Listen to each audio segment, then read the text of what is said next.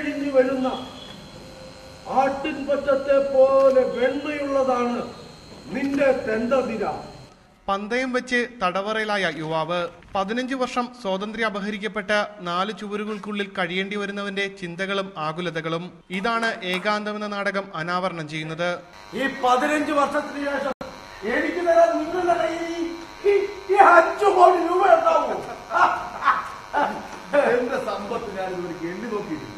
എന്റെ ഫാക്ടറികൾ, ചൂതാട്ട കേന്ദ്രങ്ങൾ, വസ്തുക്കൾ, ഇതിന്റെ ഒന്നും മൂല്യം നിങ്ങൾക്ക് സങ്കല്പിക്കാനാവില്ല. ഞാൻ വായനയിലൂടെ തിരിച്ചറിവിലേക്കുള്ള യുവാവിന്റെ യാത്ര അറിവ് വിലയ്ക്ക് വാങ്ങാനാകില്ല എന്ന തിരിച്ചറിവിലെത്തിച്ച് നാടകം അവസാനിക്കുന്നു. ശ്രീജിത്ത് രമണൻ സംവിധാനം ചെയ്യുന്ന നാടകത്തിൽ രാജേഷ് ശർമ്മയാണ് പ്രധാന കഥാപാത്രത്തെ അവതരിപ്പിക്കുന്നത്.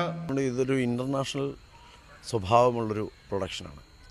ദേശീയ തലത്തിലും അന്തർദേശീയ തലത്തിലും കേരളത്തിന് വളരെയധികം അഭിമാനിക്കാനുള്ള നാടകങ്ങൾ കേരളത്തിൽ നടക്കുന്നുണ്ട്. അക്കൂട്ടത്തിൽ എണ്ണപ്പെട്ട ഒരു നാടകമായിരിക്കും ഏകാന്തം എന്ന് പറയുന്നത്.